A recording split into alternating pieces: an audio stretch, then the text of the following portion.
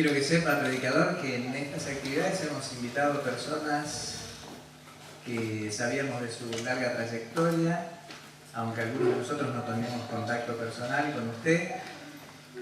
Varias personas de nuestras iglesias, bendecidas por los diferentes cursos que la empresa fue, ahora es fiel, antes tenía otro nombre. Ahí está. Y hemos procurado invitar personas con trayectoria como la suya. Realmente esperamos que Dios lo bendiga a usted y a través suyo a nosotros. Y lo invito para que se acerque.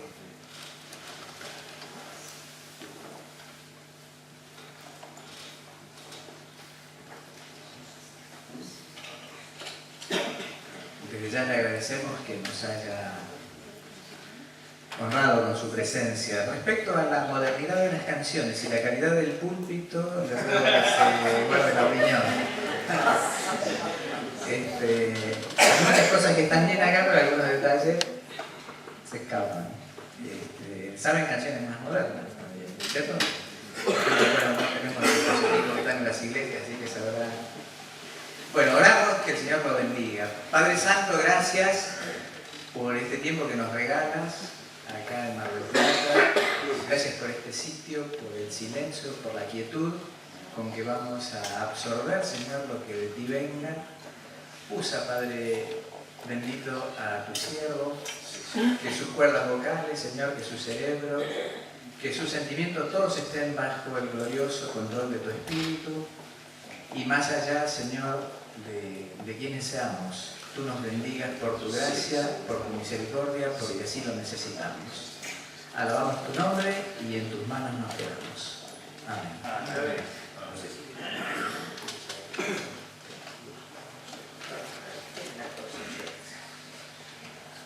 Bueno, Dios les bendiga, hermano. Amén. Feliz de estar con ustedes. Estoy viendo acá como... Vamos a ver.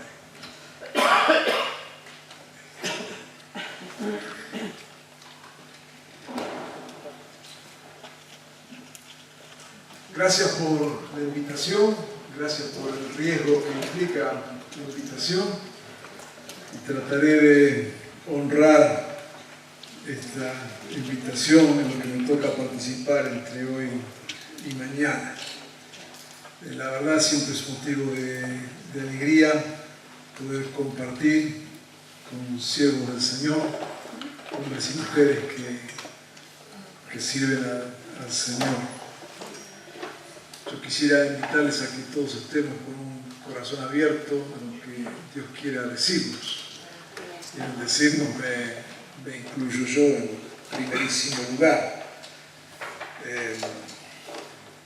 Me gusta este tipo de reuniones entre pastores,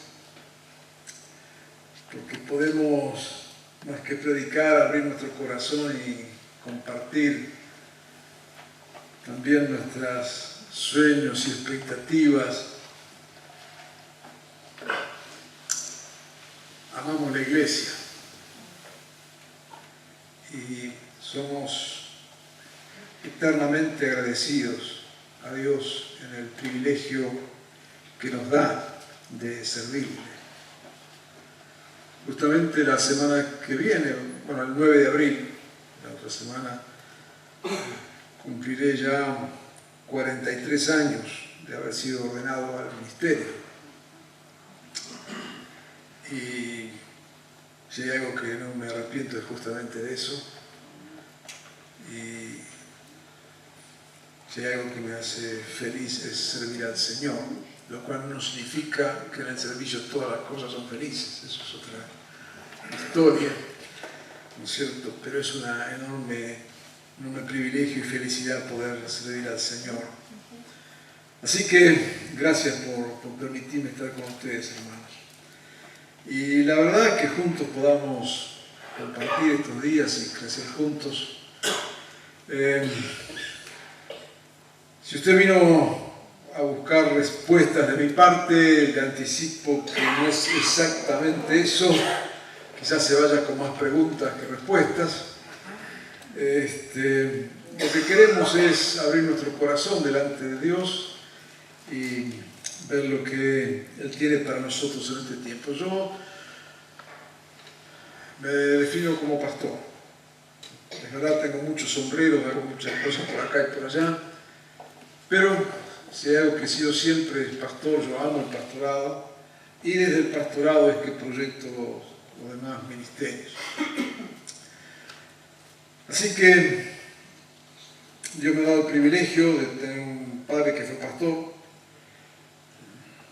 mi suegro fue pastor, el hermano de mi esposa fue pastor, el esposo de mi hermana es pastor. Así que esto demuestra que se puede sobrevivir. Se puede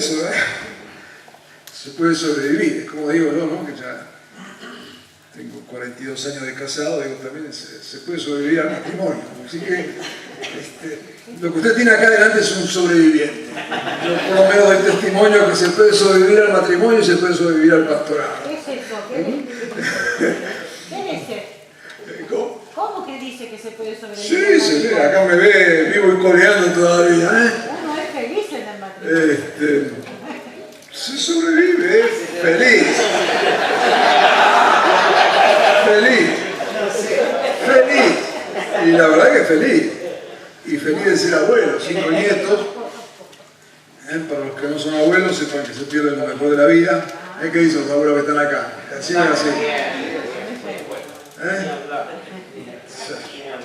Si yo hubiera sabido que era tan lindo tener nietos, hubiera tenido nietos en vez de hijos. Pero bueno, ¿qué va a ser? Sí, decíamos que en verdad creo que si hay algo que nos usamos como denominador en común en nuestro estar aquí, en nuestro amor a la iglesia y nuestra preocupación también por la iglesia, porque justamente como la amamos, ¿no es cierto?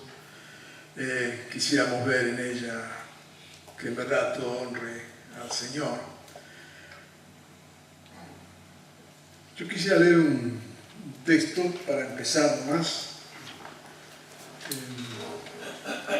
En Primera de Crónica 12:32, un conocido texto, solamente para empezar, es una excusa nomás.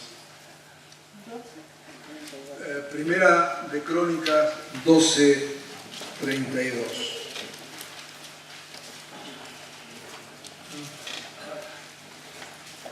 Es un texto que siempre usamos cuando hablamos que queremos entender algo.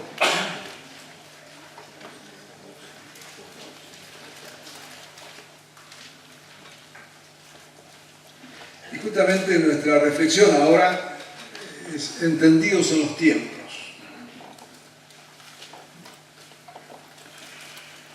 Y ustedes que son pastores recuerdan perfectamente este texto que tenemos ahí, el momento en que se presentan delante de David las distintas tribus, los guerreros provenientes de las distintas tribus, le estaban entregando el reino que en algún momento había pertenecido a Saúl. Y allí entonces, a partir del versículo 23,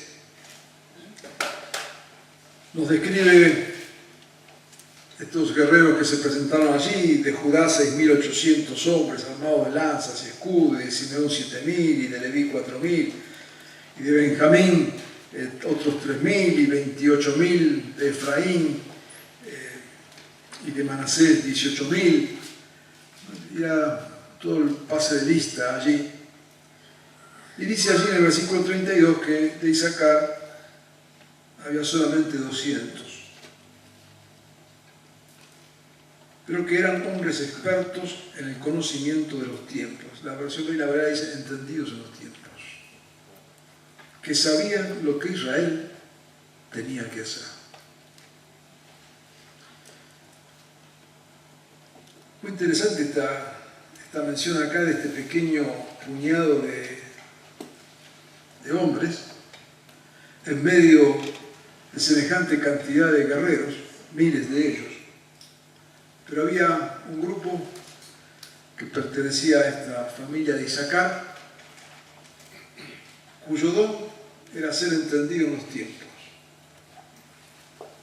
y que sabían lo que Israel tenía que hacer. Yo creo que este es de alguna manera un don que hoy necesitamos, o al menos necesitamos valorarlo, porque la cuestión no es solamente tener guerreros, sino saber lo que tienen que hacer. Bueno, justamente estamos en este fin de semana recordando, ¿no es cierto?, una guerra que podría haber sido justa en sus motivaciones, totalmente absurda en la manera en que se llevó adelante, justamente por esto de no ser entendido en los tiempos, ¿no? Pensar que había aliados que no existían, cosas que no funcionaban. Bueno, no voy a hablar de eso, ¿no? Pero evidentemente, para que todo ejército y toda estrategia funcione, y quiero traerlo esto a la iglesia, ser entendidos en los tiempos para que sepamos qué es lo que tenemos que hacer. Nuestra oración en primer lugar debería ser en esta noche: Señor, danos este tipo de ministerio, o por lo menos de preocupación, Señor, de la necesidad de ser entendidos en los tiempos. Colosenses 2:8.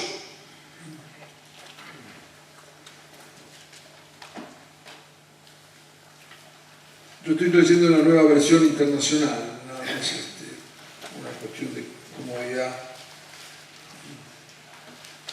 No hay problema, ¿no?, que use esa versión.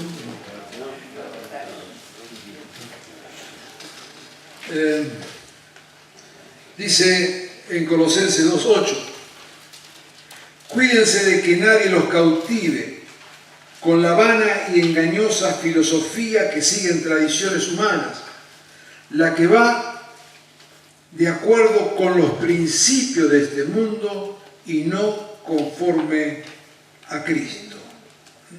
Así que hablamos primero, pusimos allí el texto de ser entendidos en los tiempos, ya luego volveremos sobre eso, y aquí ahora Pablo, escribiendo a la iglesia en Colosa, les habla de algo muy especial de los tiempos. Dice: cuídense de que nadie los cautive con la vana y engañosa filosofía que sigue en tradiciones humanas, la que va de acuerdo con los principios de este mundo y no conforme a Cristo.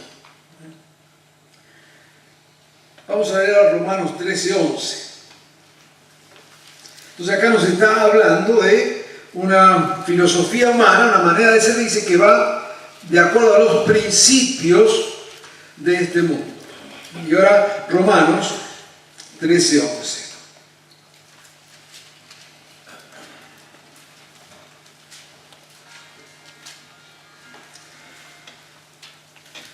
Dice acá en Romanos 13:11: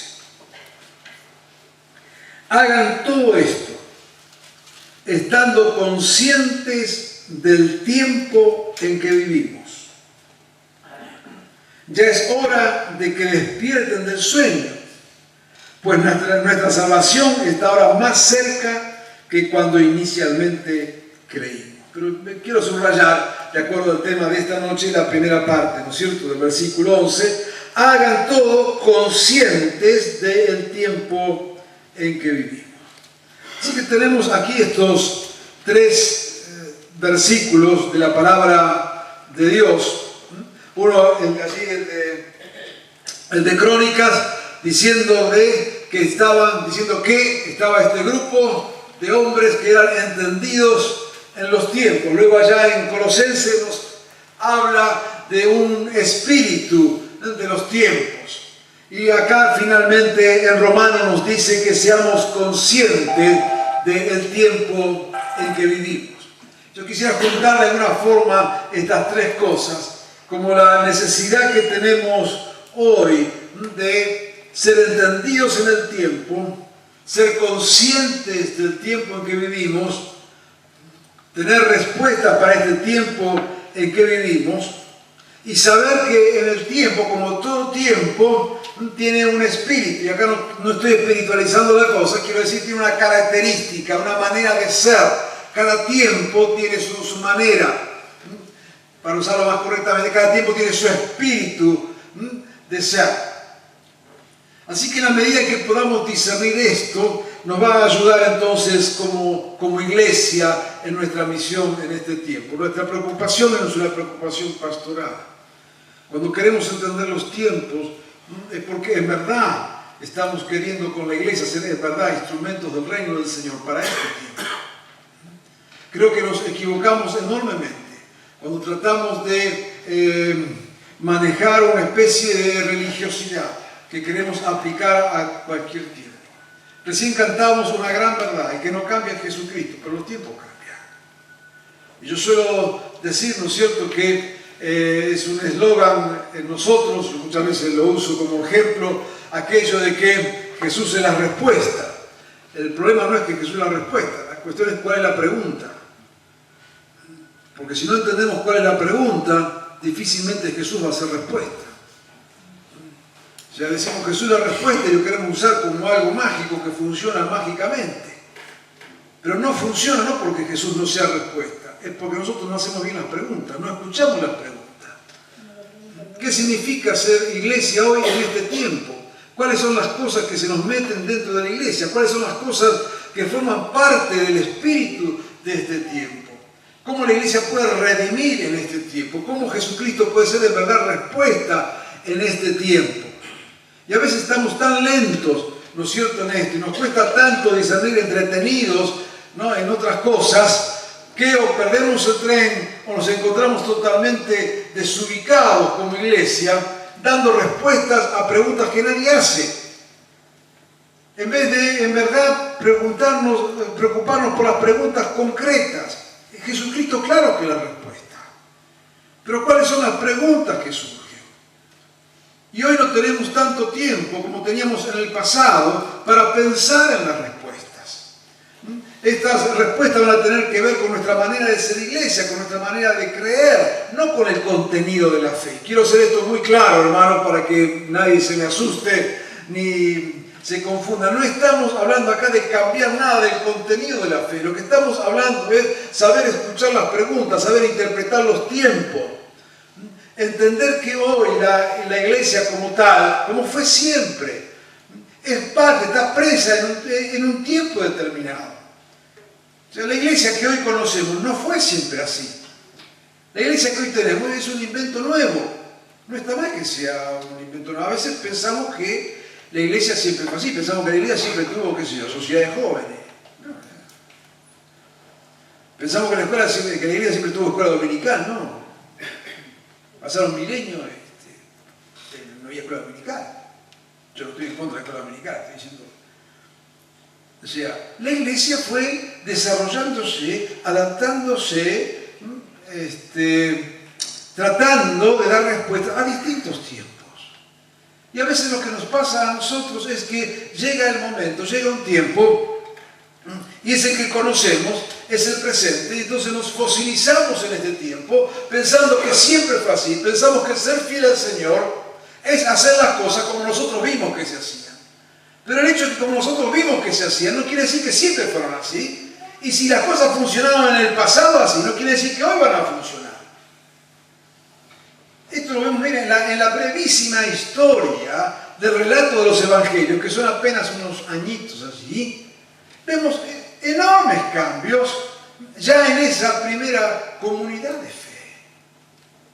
Sin embargo, a veces nos cuesta tanto esto a nosotros. Yo quisiera en esta noche que juntos, como pastores, nos detuviéramos un poquito a pensar en nuestro tiempo, a tratar de entender nuestro tiempo, el tiempo en que estamos viviendo, y que lo hagamos con una apertura, sin tratar de fosilizar absolutamente nada. Yo recuerdo una experiencia con el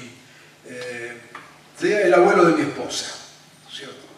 Yo le dije que también el padre de ella fue pastor y la familia de mi esposa vienen de las raíces de los primeros grupos pentecostales aquí en Argentina.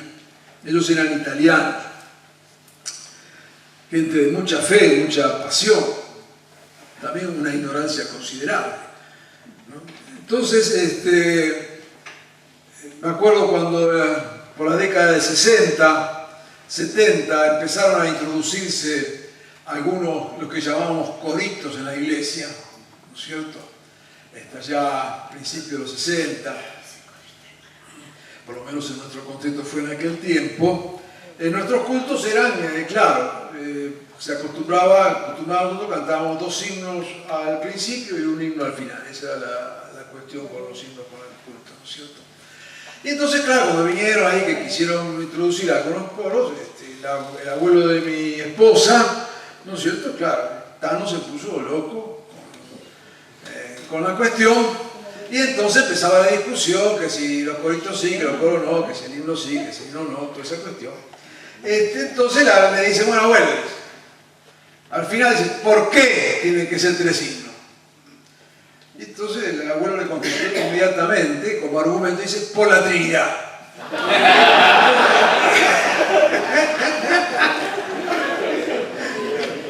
Claro, y seguramente pensaría que desde Jesucristo la iglesia venía cantando 3 himnos en cada culto, qué sé yo, no sé cómo sería.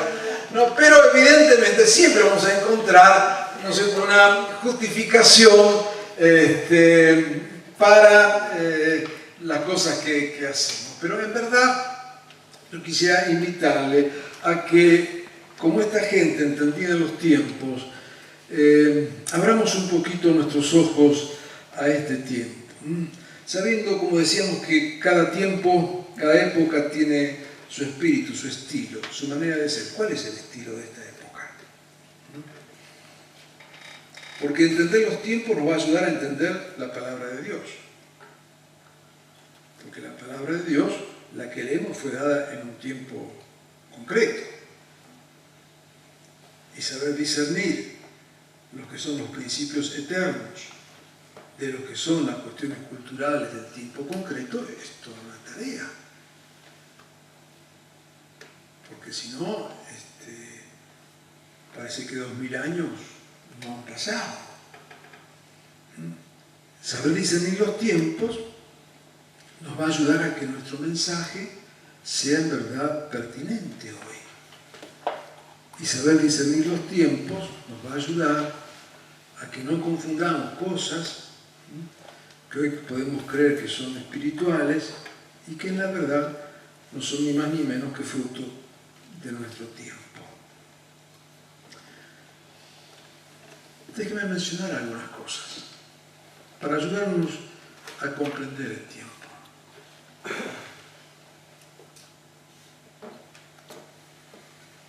Nuestro mundo de hoy, en primer lugar, lo que decimos, y no vamos a decir acá cosas nuevas, solamente les quiero poner en el marco de nuestro pensar la iglesia. Lo primero que sabemos del espíritu de nuestro tiempo, del estilo de nuestro tiempo, la característica de nuestro tiempo, es que es lo que se llama un mundo globalizado. ¿Qué significa esto? Que hoy muchas barreras culturales, étnicas, sociales, costumbres, se han relegado y hay una especie de cuestión globalizada. O sea, se habla de la McDonaldización. ¿Qué quiere decir? McDonald's, usted va, los que han viajado algo saben eso, ¿no es cierto? Usted va a encontrar un McDonald's en cualquier parte del mundo. Entonces no importa donde usted esté, no importa la comida que coma, usted siempre va a encontrar un McDonald's. Es como una Coca-Cola, ¿no es cierto? Usted va a tener toda la bebida que sea, pero usted sabe que el gusto de la Coca-Cola es igual en cualquier parte del mundo. Ahora, el mundo se ha globalizado y entonces se han puesto denominadores comunes por todos lados. Se ha globalizado la ropa, como la gente se viste hoy, las mismas marcas, los mismos colores se usan absolutamente en todos lados, los mismos tipos de propaganda, los mismos comportamientos. Entonces hay un mundo que es absolutamente global, que ha borrado. Usted hoy baja en cualquier aeropuerto, en cualquier ciudad del mundo, y le da lo mismo. Si no le dicen en qué ciudad está, usted por lo general ni se va a dar cuenta en qué ciudad está. Porque de ahí del aeropuerto es exactamente todo igual. Ahora estoy hablando de cosas muy simples. para no hablar de cuestiones que hacen a la globalización mucho más profunda, pero lo que interesa señalar esto que se van borrando identidades. Y entonces, ¿qué es lo que pasa? Usted va a encontrar, ¿no es cierto?, un indígena del norte argentino, un joven en la ciudad de Nueva York y un anciano en China usando la misma zapatilla. Exactamente la misma. O la misma marca de ropa. Ahora usted diga, pastor, ¿esto qué tiene que ver? Claro, tiene que ver. ¿Sabe por qué tiene que ver?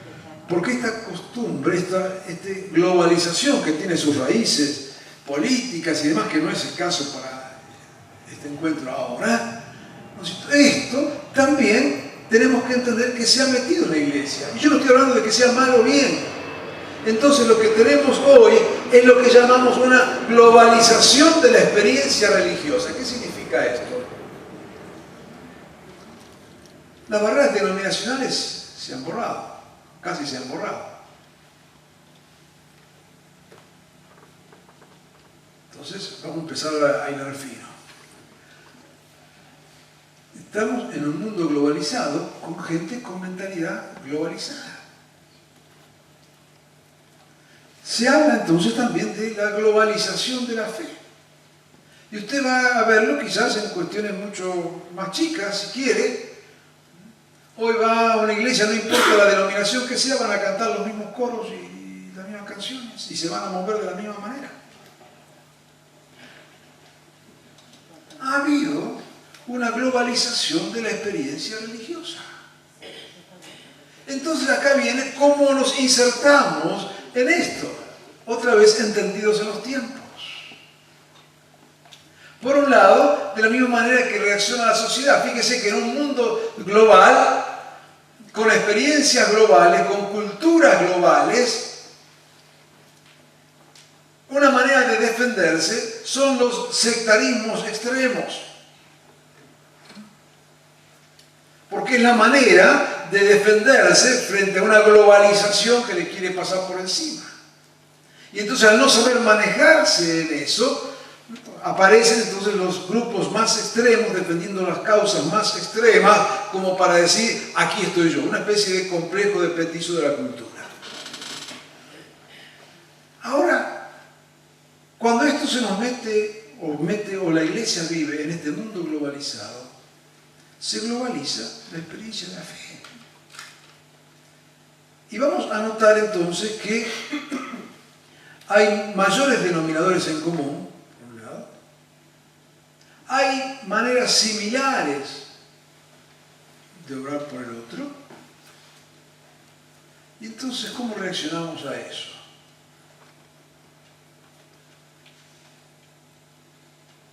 O manejamos esta experiencia global de la fe,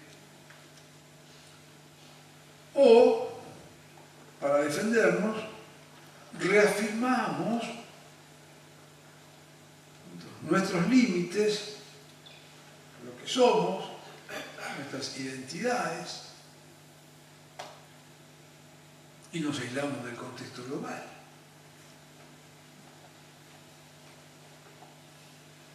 Entendidos en los tiempos. ¿Cómo ser iglesia hoy? ¿Cómo tener identidad en medio de una experiencia global de la fe? ¿Cómo no perdernos en una marea de fe, pero al mismo tiempo, cómo no quedarnos fuera de la marea? Estos son los desafíos pastorales. De una iglesia que parecería que tiende a la unidad, pero interesantemente, una unidad que tiene que ver con esta cuestión de la globalización, una unidad sin profundidad. Una unidad superficial que no llega al fondo de la cuestión, llega solamente a las formas. Y entonces vemos, ¿no es cierto?, estas experiencias de fe totalmente globalizadas. Yo acabo de llegar hace 2 días, por ejemplo, de Filipinas, a un congreso allí. Estaban cantando las mismas canciones que acá. salvo algunas que se hicieron acá en el contexto de América Latina, era lo mismo. Y cantaban y aplaudían igual, y estaba yo con un obispo ortodoxo de Siria, con su sombrero y su sotana, y el tipo aplaudía. Y no era una reunión carismática ni nada que ver. La globalización de la fe. Ahora como iglesias, ¿cómo vivimos eso? ¿Cómo enfrentamos ese desafío? El espíritu de este mundo. Una de las características de nuestro tiempo es un mundo, se llama el mundo del show, de la representación. No importa la esencia, lo que importa es el show. Es el espectáculo. Entonces la gente valora no el contenido, valora el espectáculo por el espectáculo mismo. Ahora, también si uno lo ve solamente en la televisión. Pero resulta que este espíritu del mundo, del espectáculo, se nos ha metido también en la iglesia. Y entonces, ¿qué es lo que pasa? Si empezamos a ver lo que está ocurriendo, y cuando yo digo esto, y quiero aclarar, hermano, no es para que nos opongamos a nada, no, sino para que lo veamos delante del Señor y veamos cómo en medio de este mundo la iglesia se levanta, ¿no es cierto?, y pone de parte del Señor las pautas que hay que poner, y caminamos y nos movemos y buscamos cómo como iglesia ser abiertos y pertinentes en el momento de hoy. Un mundo del show, del espectáculo. Fíjese lo que, por ejemplo, un tema que para nosotros esto nos toca de cerca, nos gusta, por ejemplo, la cuestión que tiene que ver con la adoración. Ustedes bien sabemos que en las últimas décadas ha habido un tremendo mover de renovación, de adoración y de grandes festivales de adoración con todo lo que eso implica. Y la verdad que miles y miles y miles y miles de cristianos y personas han ido, van y seguramente seguirán yendo, ¿no es cierto?, a grandes espectáculos de canto, de adoración y de exaltación al Señor, y me parece buenísimo que así sea. El problema es que también se nos ha metido el espectáculo dentro de la iglesia en la adoración, y ahí se nos hace algún pequeño problema, porque entonces lo que pasa en la plataforma pasó a ser más importante en la adoración que lo que pasa con la gente, y ahí entonces se nos metió el festival adentro. Yo no tengo problema con los festivales en el espacio del festival, porque en el festival lo más importante es lo que pasa en la plataforma. Uno va para ver lo que pasa en la plataforma. En el culto, en la adoración, lo importante no es lo que pasa en la plataforma. El que está en la plataforma debe guiar a que toda la iglesia adore, porque el culto es el espacio donde toda la iglesia adora al Señor, no la plataforma. Ahora, cuando invertimos esto, nos preocupamos del show, y evidentemente la gente busca el show. Ahora, ¿cómo hacemos con esto? Porque la verdad, si yo le traigo acá 40 instrumentos, 30 músicos, bailarines que bajan del techo, y usted me pone al lado de una iglesia con una guitarra, le pasan por encima.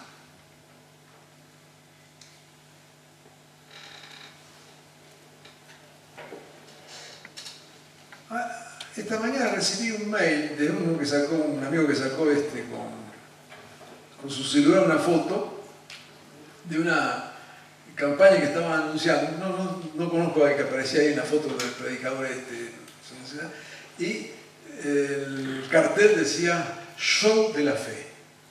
La verdad que no tuve tiempo de bajarlo y traerlo para mostrarlo acá, porque me venía justo con lo que estaba diciendo. Show de la fe. O sea, el espíritu del mundo, el estilo del mundo, ¿no es cierto?, del espectáculo, del show, nos condiciona lo que pasa en la iglesia. Pero al mismo tiempo tenemos que entender eso. Y otra vez, entonces ser entendido en el tiempo no significa rechazar todo, sino cómo de lo que está en el tiempo, que yo no lo puedo ignorar, cómo canalizo, cómo lo corrijo, cómo lo adapto, cómo hago como iglesia, ¿cierto?, para vivir entonces nuestra fe en este tiempo y en este momento. O me quedo totalmente al margen, o me meto totalmente en eso. Pero si puedo discernir el tiempo y el momento, voy a buscar entonces, ¿no es cierto?, con la ayuda del Señor, aquellos espacios que me ayuden a resolver estos dilemas. El yo,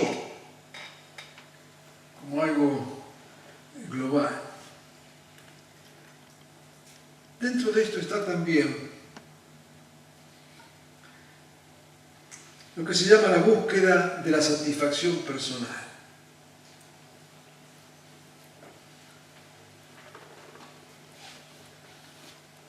O sea, la persona está en el centro y lo que busca es satisfacer sus emociones. Por eso todo lo que apunte a satisfacer sus sentimientos, sus emociones, va a ser bien considerado. Evidentemente vivimos entonces en una sociedad que es así.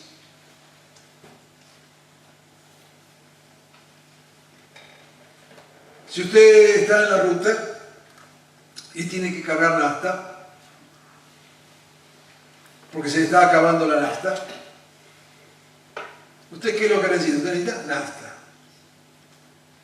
Ahora, yo me pongo acá con un surtidor de nafta. Y allá enfrente se pone uno que tiene el surtidor de nafta, pero le vende pancho, le vende Coca-Cola, tiene un televisor plasma y aire acondicionado. ¿Dónde usted va a cargar nafta? Usted necesita nafta. Pero usted y yo sabemos dónde vamos a ir. Porque buscamos servicio. Ahora, no estoy hablando de negativamente, estoy, otra vez, entendidos en los tiempos. Entonces, hoy buscamos servicio. Que no se le descomponga la estufa en invierno en la iglesia, pues no viene nada. Y aire acondicionado, porque si hoy usted no tiene aire acondicionado, pues, cierre la iglesia.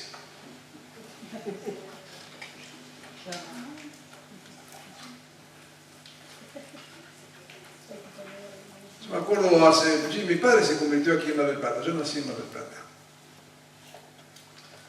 Y me acuerdo cuando yo era muy niño, hace muchísimos años, yo tengo, para que no se me viene la cabeza sacando cálculo, yo tengo 64 años. Entonces hace muchísimos años atrás, sí, 60 años atrás sería, pero yo tenía así, 3 o 4 años, 60 años atrás,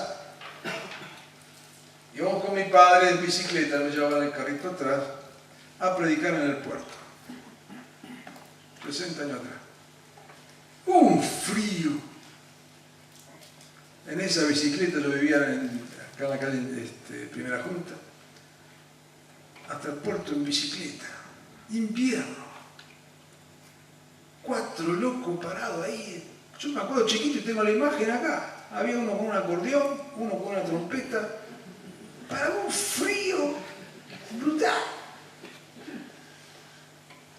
Hoy, si no tenés aire, si no tenés estufa, que no llueva, porque los hermanos son como terrón de azúcar, van a dar el agua y se derrite.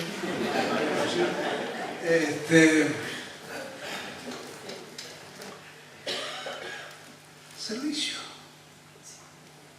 Ahora, ¿cómo afecta esto?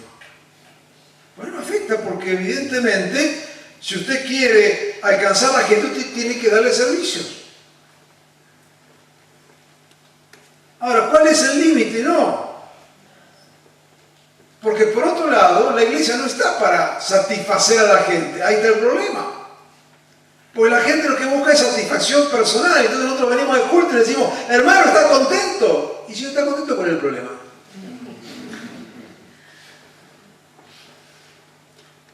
Esto no es el escenario para que nosotros hagamos que la gente esté contenta. Vendría muy bien que a veces la gente salga preocupada de la iglesia. Nos haría, pero muy bien que salga preocupada. ¿Pero por qué es esto? Porque sabemos y vivimos y estamos en el medio de algo que sabemos que si va a estar acá es porque tiene que estar contento. Entonces no vamos a hacer nada para que deje de estar contento. Y entonces después vamos a empezar a ver cómo cambiamos el evangelio de a poco para que la persona esté contenta. Y esto que estoy diciendo no es absolutamente nada nuevo. Sabemos perfectamente que se desarrollan iglesias, ¿no es cierto?, a través de investigaciones que hacen de ver qué es lo que a la gente le gusta. Se llama iglesia sensible con la gente. De hecho, muchas de las iglesias más grandes que hoy tenemos en el mundo han desarrollado una investigación y ahí van a preguntar a la gente qué es lo que a usted le gusta o no le gusta. Y van armando la iglesia de esa manera. Dice, no, a mí no me gusta. Dice, por ejemplo, una iglesia famosa allí en Chicago, la iglesia de Willow Creek, en Chicago. Dice, muy grande, una de las más grandes de Estados Unidos. ¿Cómo empezamos? Empezamos haciendo una investigación. Decía, bueno, a ver, ese tipo de gente, una zona de media clase alta, joven en Chicago. Entonces fueron y preguntaron a esa gente cómo le gustaría que fuera la iglesia. Entonces la cuestión era, bueno, se dieron cuenta que a esa gente no le gustaba cantar mucho, que ir a un lugar para cantar. Entonces la iglesia canta poquito, una cosita ahí para no molestarla.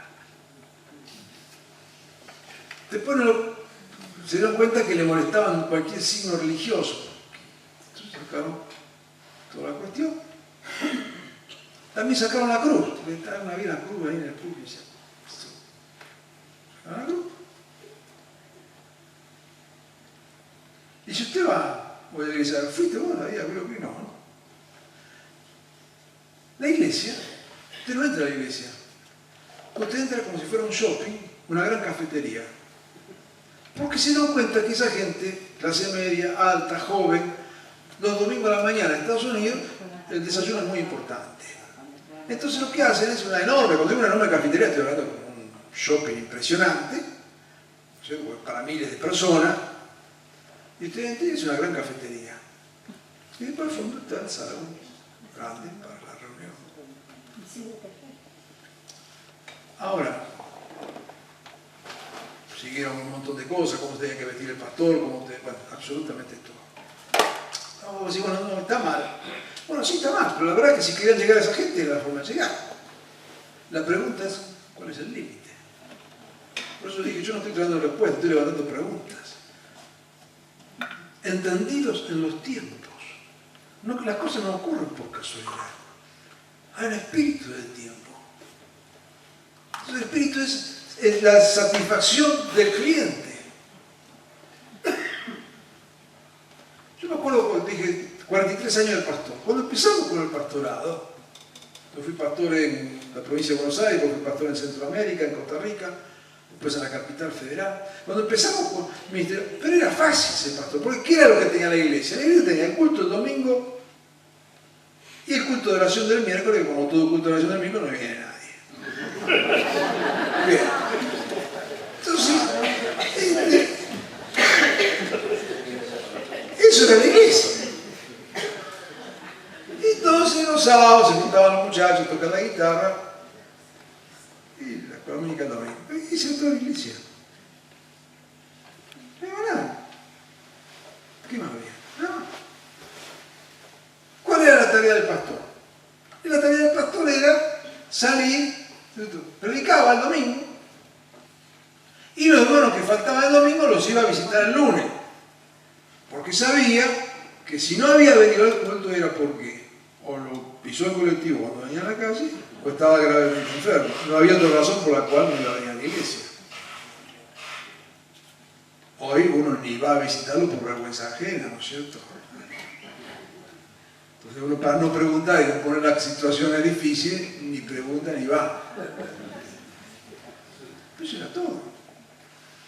Pero en la iglesia necesita tener una enorme cantidad de servicios. Ahora esto yo lo estoy diciendo, no, para que usted lo analice, lo vea, y ojo, estoy diciendo, no hay cosas para rechazar, hay muchas cosas que hay que tomar bien en cuenta. Si la gente quiere servicio, es el espíritu de la época. ¿Qué hacemos como iglesia? Por un lado, no estamos para hacer que todos estén contentos por contento, no vamos a echarle agua al evangelio, pero hoy la gente requiere un montón, las iglesias tienen que tener un montón de servicio. Para soltero, para casado, para divorciado, para que se vuelvan a casar,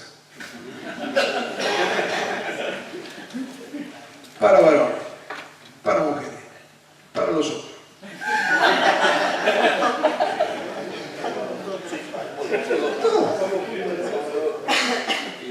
Ya si la iglesia más o menos, ya con el grupo de jóvenes no alcanza, tiene que ser grupo de adolescentes, jóvenes mayores.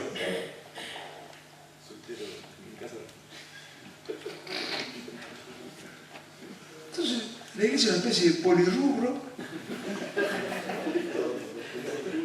donde usted tiene que ir sectorizando las necesidades para ir respondiéndole con la iglesia a cada una de las necesidades.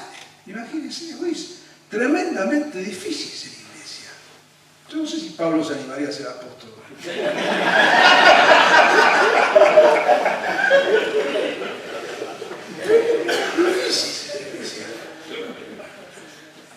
Porque eso entonces afecta todo el funcionamiento y afecta el concepto de ministerio. El pastor cada vez más tiene que ser una especie de gerente que maneje un circo de 3 pistas que funcionan al mismo tiempo.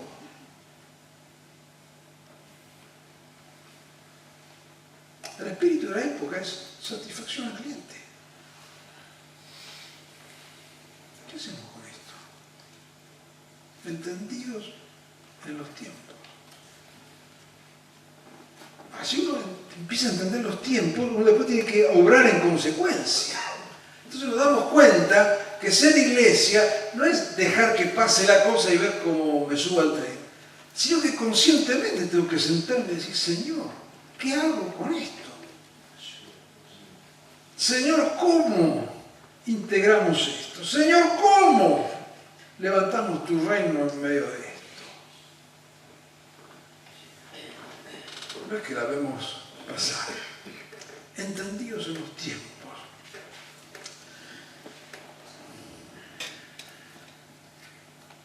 Una característica de nuestro tiempo es lo que se llama el pensamiento débil. O sea, no hay absolutos, todo es absolutamente relativo.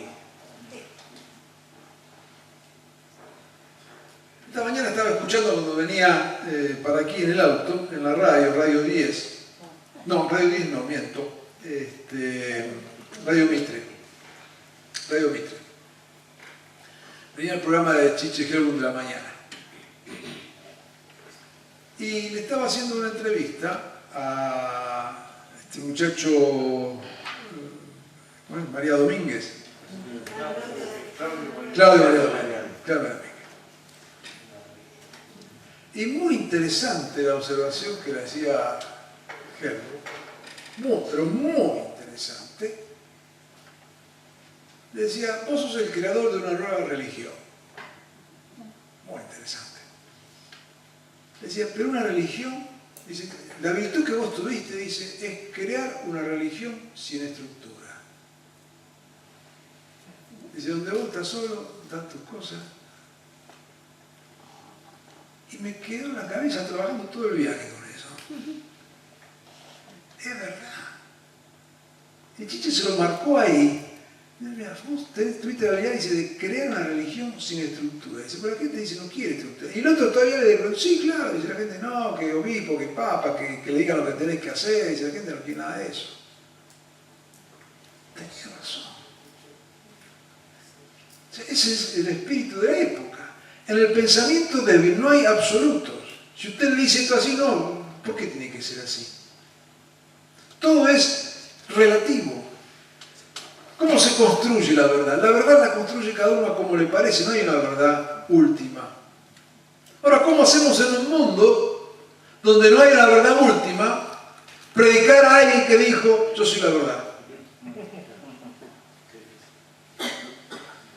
Qué enorme desafío que tenemos. En un mundo donde todo es relativo. Lo relativo es, nada está mal. Nadie se pelea por ninguna idea. ¿Vos querés pensar que los chanchos vuelan? Está todo bien, es tu problema. Los chanchos vuelan para vos. Por eso, hoy como pastores, ¿no es cierto?, uno no puede hacerse responsable por la gente que está en la iglesia. Yo me acuerdo que antes uno le pedían carta de recomendación, yo no recomiendo a nadie. No, la gente de la iglesia ni loco. No, ¿qué va a recomendar?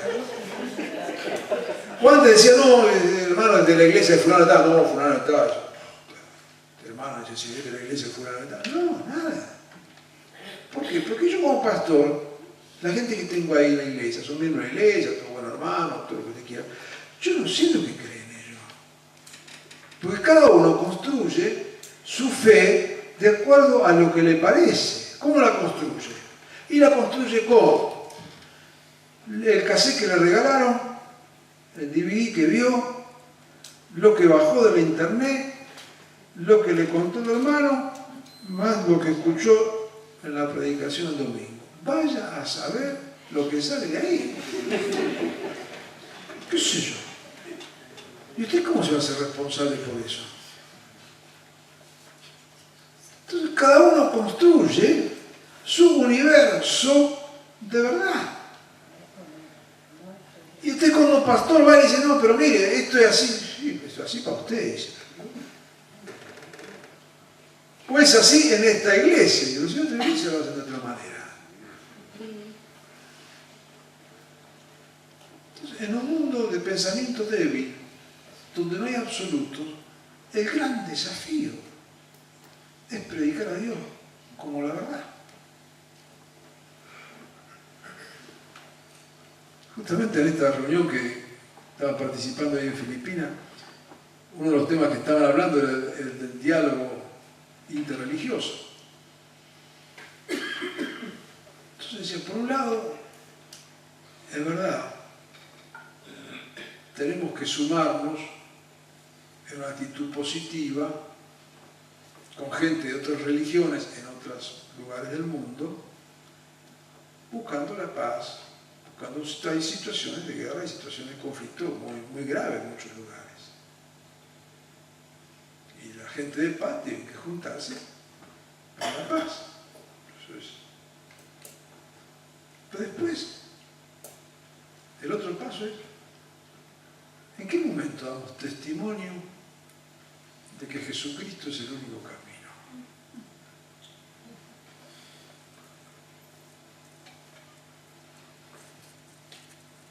Ni podemos estar aislados del mundo y cuando hay situaciones de violencia y de guerra, ¿no? Tenemos que sumar la paz. Pero al mismo tiempo, ¿cómo ser claro en medio de un mundo donde todo vale y de todo está bien? Entendidos en los tiempos. Enseguida termino, nunca prediqué más de 4 horas seguidas. Enseguida terminamos.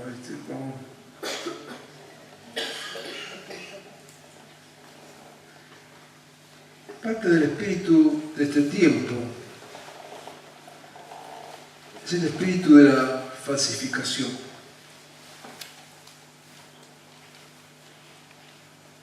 Lo irreal,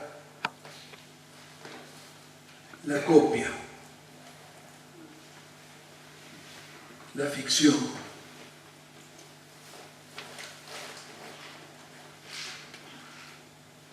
Ustedes conocerán, como lo habrán visto quizás, o si no por lo menos en la televisión, esa famosa Feria de la Salada allí en el Gran Buenos Aires. No sé si alguno ha ido para eso. Es una experiencia que hay que vivirla una vez en la vida por lo menos.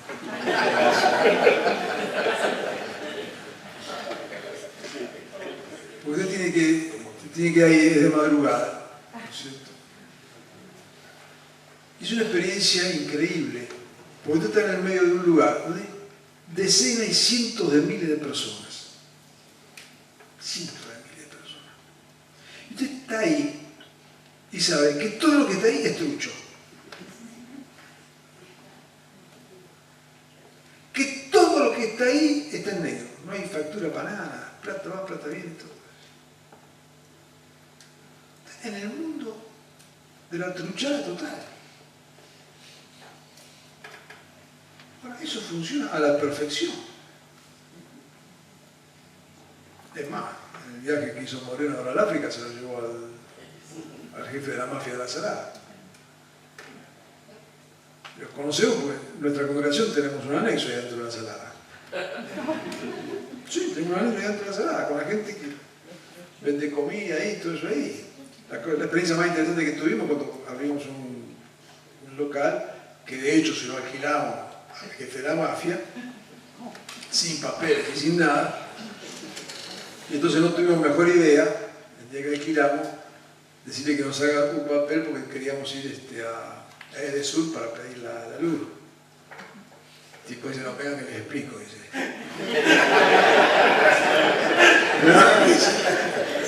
No. Ustedes acá van a tener luz, pero no, dice, ni Edesur ni nadie acá entra. Así que tenemos la iglesia colgado de la luz. ¿Qué va a hacer? Entonces en el mundo de los truchajes, está ahí. Ahora, este pensamiento de la ficción, de lo falso, donde lo que vale es lo de afuera y no lo de adentro, esto es lo que tenemos en la iglesia. Apariencia. Apariencia. Pero adentro es otra cosa. Yo he quedado sorprendido, hermanos, cuando salió esto de Facebook. ¿Sabes? Facebook, sí, claro. Las cosas que yo veo escritas en Facebook de hermanos y hermanas de la iglesia de la cual yo soy pastor. Yo no estoy hablando de nadie, estoy hablando de otro. Es horrible.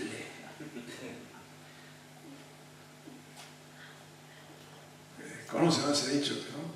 De la abundancia del corazón habla el muro, ¿no?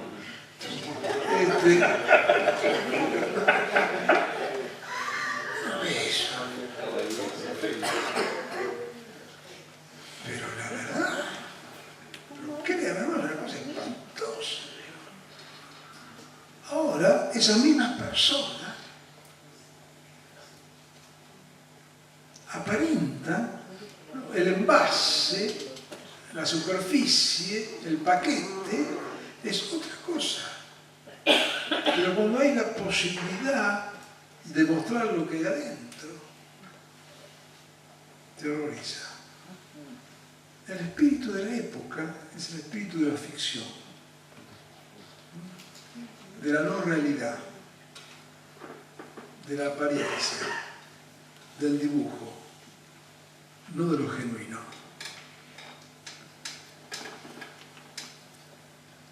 Por último, podemos seguir.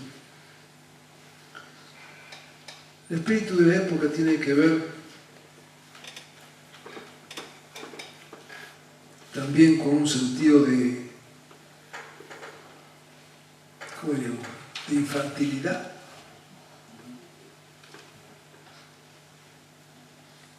De pensamientos que nunca terminan de madurar. Te veo que dicen que hoy muchachos de 30 o 35 años todavía se quedan en la casa con los padres. No hay manera de sacarlo de encima. Padres que quieren vivir como niños. Hay una regresión a lo infantil. No terminan de madurar nunca. Ahora, el pensamiento infantil,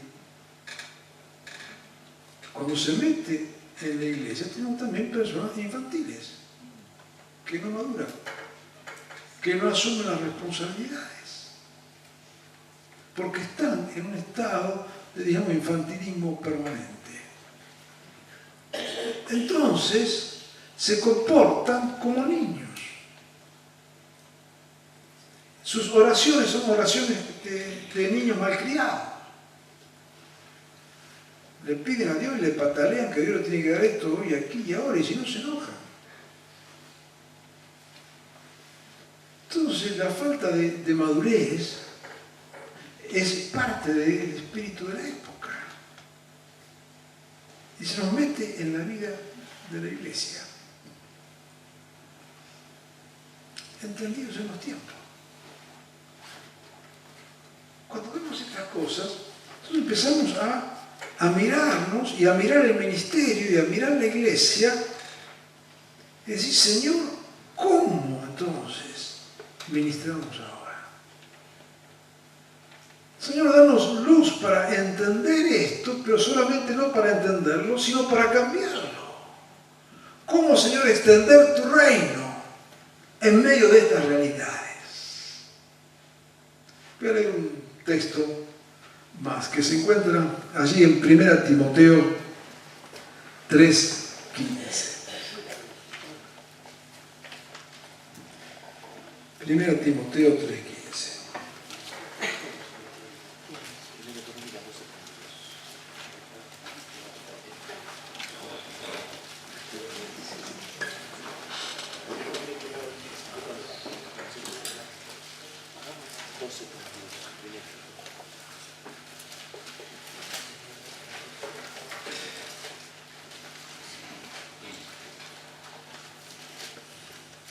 Estaba escribiendo Pablo allí a Timoteo, está dando instrucciones personales y allí termina de decir esto en medio de las instrucciones. Si es que me estoy retrasando, sepas cómo hay que portarse en la casa de Dios, que es la iglesia del Dios viviente, columna y fundamento de la verdad.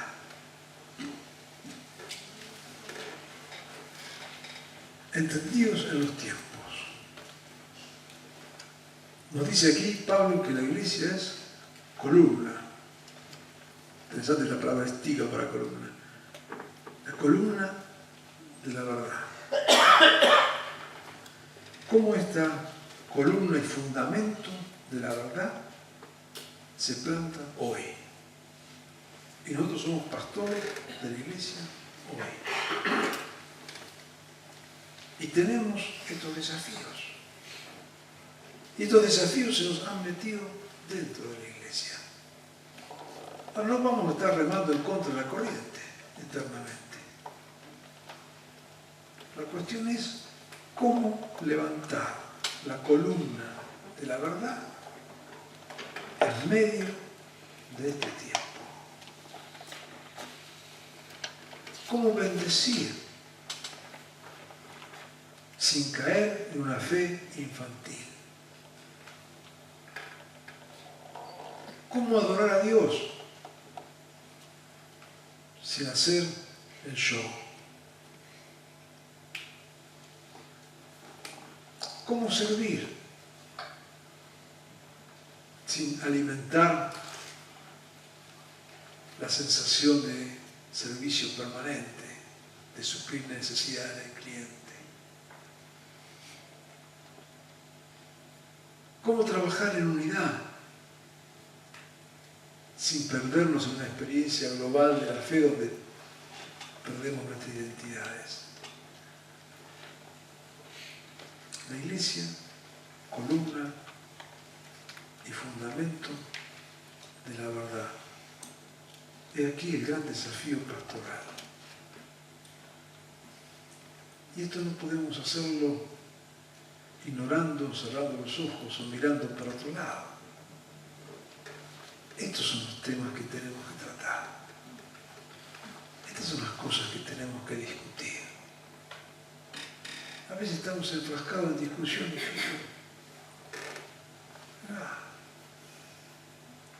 Usaba un ejemplo la otra vez y No terminamos de discutir el divorcio, y no que yo esté de acuerdo, pero estoy hablando de cómo caminan las cosas. No terminamos de discutir el divorcio, ya se nos casaban los homosexuales. Empezamos a ver que los homosexuales existían y ya tenemos niños criados con parejas homosexuales. Dentro de 4 o 5 años nomás vamos a tener en la escuela dominical hijos de parejas homosexuales. Entonces nosotros no salimos de discutir las primeras cosas. Y no es que esté mal, lo que estoy hablando es la velocidad de los cambios y cómo en medio de estos cambios, o sea, que la iglesia sea columna de la verdad. No hay tiempo, hermano. Por eso que nuestra oración es: Señor, ayúdanos a ser entendidos en los tiempos. Tiempos que van a una velocidad impresionante. La iglesia tuvo 300 años para definir la Trinidad. 300 años. Hoy no tenemos 30 días para definir nada. Hoy se sabe perfectamente que un muchacho de 18 a 20 años ya no entiende el mundo de un adolescente de 12 años. El de 20 no entiende el mundo del de 12. ¿Se imagina el de 64 años? Es enorme. Entonces, el desafío de ser iglesia hoy, que es un desafío apasionante, debe abrir nuestra mente y nuestro corazón. Por eso vamos a estar mañana hablando un poquito más, ya empezando a darme algunas respuestas por allá. Señor, ¿qué hacemos frente a esto?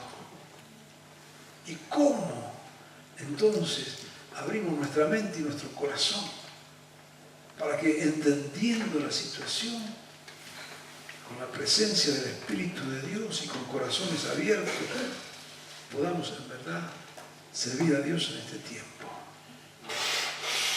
Es un tiempo emocionante y apasionante.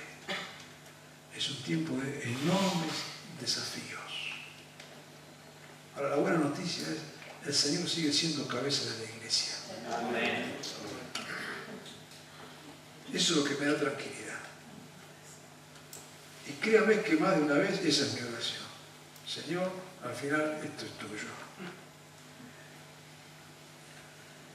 Yo acá estoy, pero es tu negocio. Él sigue estando en la cabeza de la iglesia. Ahora, espera de nosotros, personas que en verdad estemos con los ojos bien abiertos y los corazones bien abiertos al tiempo y al Señor de la iglesia, para saber qué hacer y cómo hacerlo en este tiempo. Que el Señor nos ayude. Que el Señor nos ayude. Oremos, por favor. Señor, queremos bendecirte en esta noche. En primer lugar, Señor, por esta oportunidad de estar juntos. Señor, y al presentar estos desafíos en esta noche, lo hacemos, Señor, no desde una actitud negativa frente a lo que pasa, sino de una actitud en verdad preocupada, Señor, con los ojos abiertos. Te pedimos ser como aquellos 200 entendidos en los tiempos. O al menos, Señor, da a tu iglesia en este tiempo hombres y mujeres entendidas en los tiempos. Señor, que podamos discernir el espíritu de esta época para no quedar atrapados en ese espíritu. Te pedimos que en estos días tú nos estés hablando, Señor. Tú nos estés preocupando. Estés golpeando así nuestro corazón, nos estés incomodando, Señor.